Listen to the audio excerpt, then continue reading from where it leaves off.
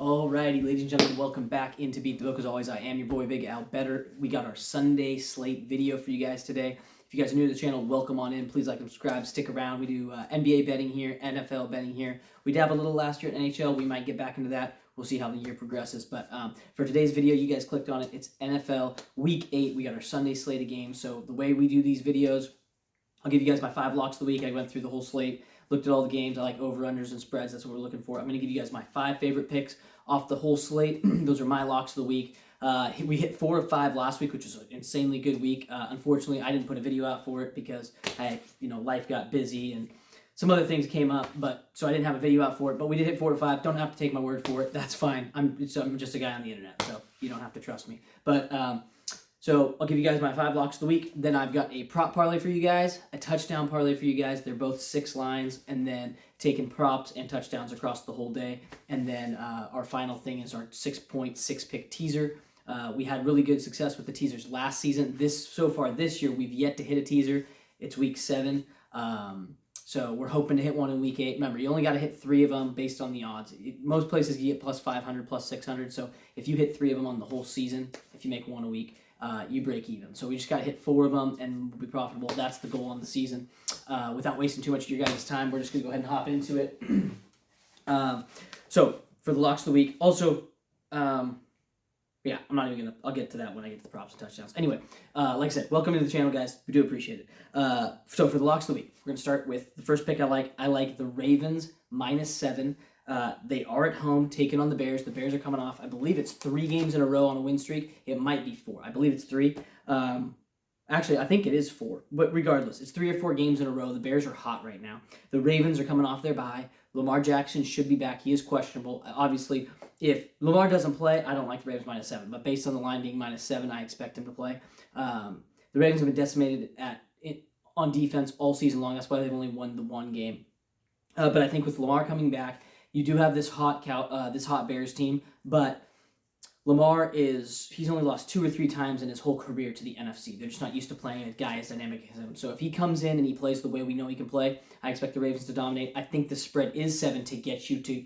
I think the books try to okey-doke us sometimes, right? So I think if I'm right and that's true, and I've got sometimes thinking the book's trying to get me to go one way and I go the other, but I think the book wants you to bet the Bears here plus the 7. So that's why I'm going to take the Ravens -7 because it seems too big of a spread for a hot team coming off 3 or 4 straight wins, taking on a team like the Ravens. I get it. They're coming off their bye, but they've only won 1 game. And so to give us 7 points or for us to have to take the 7, I think it's a no-brainer. I think the Ravens are probably going to just destroy them and win by 14 or 20. So give me the Ravens -7. I like that. Next, we're going to go to the San Francisco 49ers. I like them they're plus 1.5, right? They're on the road, but they are coming off that win against Atlanta, which was a tough, gritty win. I just like them this week. I like the Niners. They've done nothing but win, basically. They have the 2 losses, but that division is tight. They know what they need. No Brock Purdy this week. It's going to be Mac Jones again, but you still got McCaffrey. Kittle's back. Juszczyk's in there blocking. McCaffrey looked great last week after George Kittle coming back because he does so much in their pass game, and he does a lot with run blocking. So give me the Niners plus 1.5. I think that's great. Next, we're going to go to some over-unders here. For my third pick, I like the Broncos-Cowboys game. I like the over 50.5. The Cowboys games, their last 4 have been all over this number. The Cowboys go out and they score points. The Broncos, they've been giving up points. Their defense was supposed to be really good this season. It has not lived up to that billing. It has been good, but it has not been that elite that everybody was talking about at the start of the season. They do let teams score on them. I mean, for crying out loud, the Giants last week scored 30 on them, and you need Bo Nix to have a 31 point or 33, whatever it was, point comeback in the 4th quarter just to give them a chance to win that game. So they're not going to stop people from scoring. Dak's playing at an MVP level, so I expect a lot of points in this game, so I like the over in that Broncos-Cowboys game. Next, we got the Bills-Panthers game. That's one of the first games of the day. It's at 10 a.m. I like the over in that game at 46.5. The Panthers games, 3 of their last 4 have been over this number. The only game that wasn't was this one they just played last week against the Jets. Obviously, we know the Jets don't have an offense, but they have a good defense. So that game was 13-3 or whatever the score was. It was a pathetic game to watch. But you had a Panthers team that they have been scoring, and they've also won 3 in a row. So I expect the Panthers to come in here, do what they need to do, and score some points. And the Bills' defense has not been good this year. But we also know Josh Allen's going to be able to score some points. So I like the Bills here. Well, I like the Bills-Panthers. I just like the over. It's 46.5.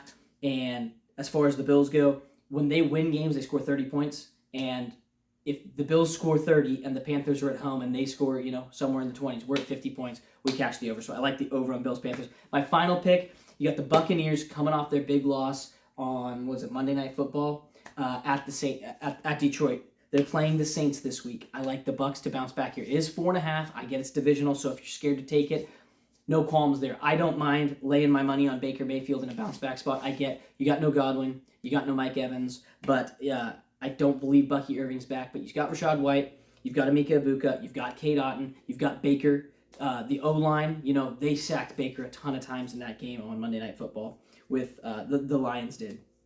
But I expect Baker to bounce back. He's a gamer. He should bounce back, and it's hard to score on the Bucs because you can't really run the ball on the Bucs, even though the Lions kind of did effectively. But the Bucs do pretty good at stopping the run. So give me the Bucs here minus 4.5. It is a big number. I understand that. I wish it was like 2.5, 3, but 4.5 it's a little scary. I get that. But I don't mind laying the money on Baker, so that's kind of where I'm at. And up until they lost to the Lions, they were tied with the Colts for the best record in football. So those are the 5 locks of the week for you guys. I'm going to run through them real quick for you guys once again, just in case, you forgot any of them. But I got the San Francisco 49ers plus 1.5.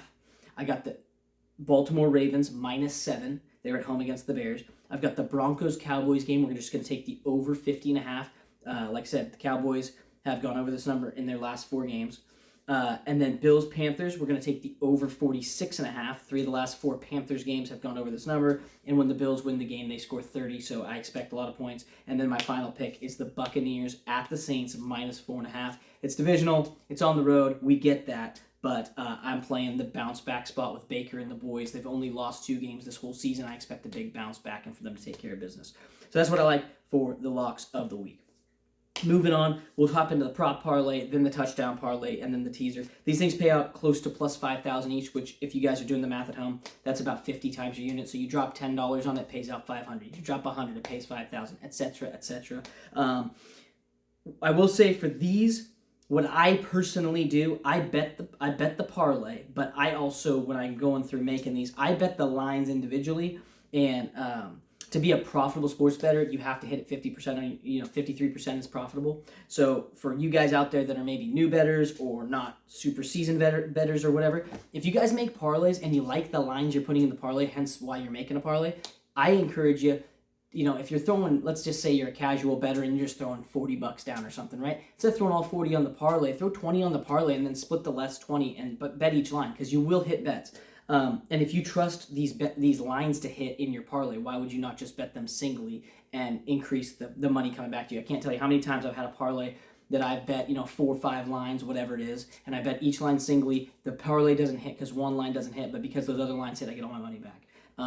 So it keeps you profitable, and that's what we're trying to do here is beat the book long term, not just, hit a crazy bet here and it's like, oh, wow, we're here, but then we drop it all the way back down. So anyway, that's a long way just to say I bet all these lines singly as well, touchdown scores and props. But anyway, let me jump into this thing for the prop parlays. This prop parlay pays out plus 4,800 over on DraftKings. That's where I get my numbers from. I got Jonathan Taylor taking on the Titans, 100-plus rushing yards. He's been a beast this year. He's leading the league in rushing, etc., etc. No, we don't really have to spend too much time talking about it, but it's Jonathan Taylor at 100-plus rushing. Next, we'll take Rico Dowdle, who's been on a tear lately, going up against the Bills, 60-plus rushing yards. This is a plus money play over on DraftKings right now. His line's like near 53, I think.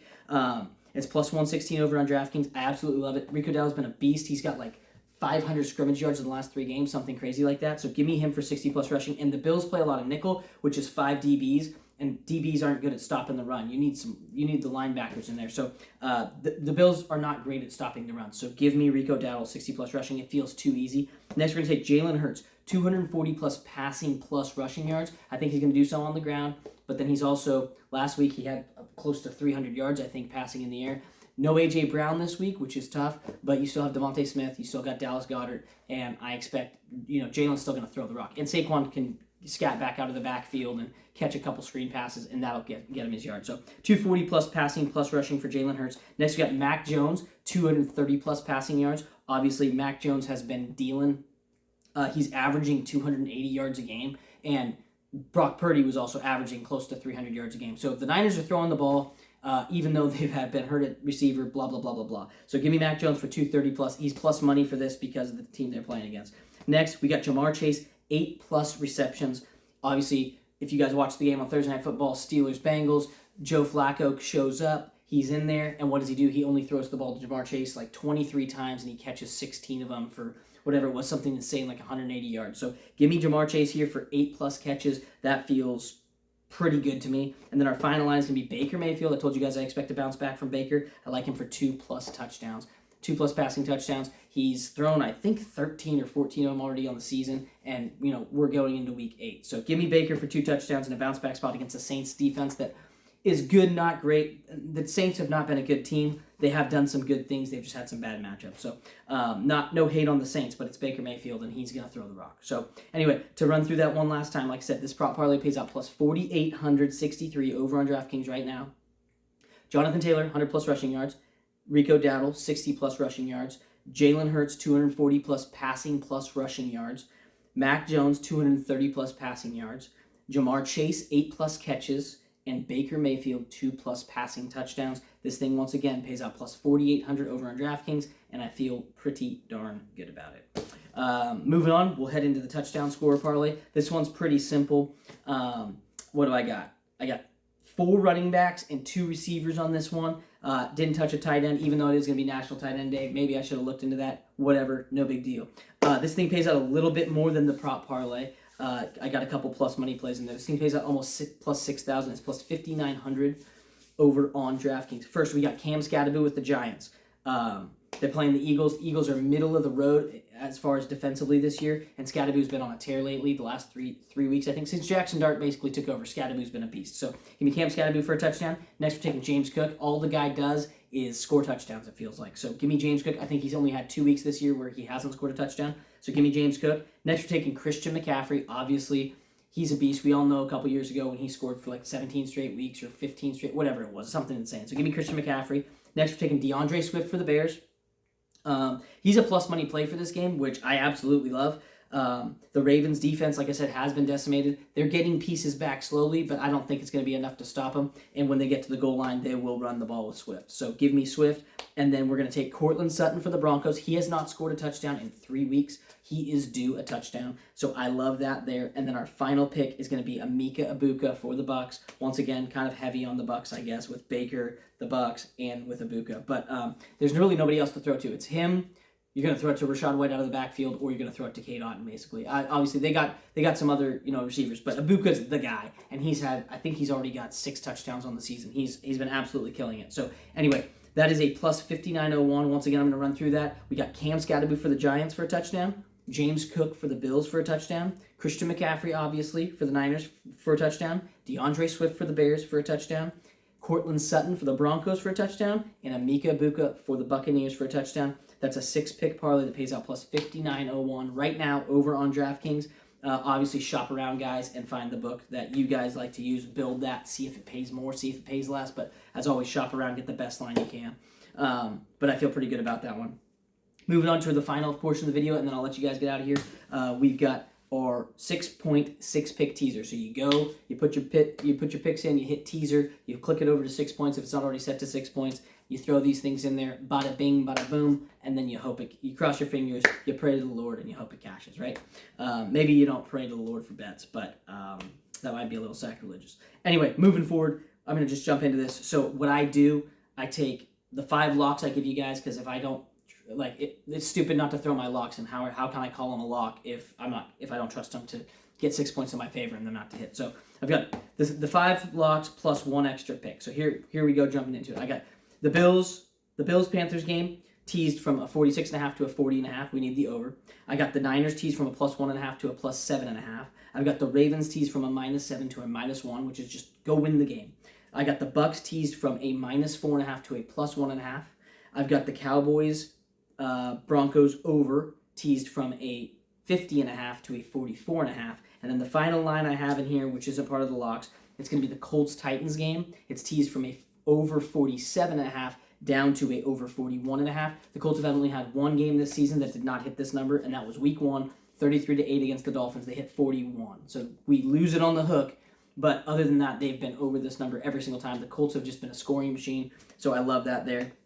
Obviously, Cowboys, Panthers, I already went into with those locks, kind of the breakdown of why I like them. But that is what we like for the teaser. So I'll run through that one last time. We got the Buffalo Bills at the Carolina Panthers over 40.5 points.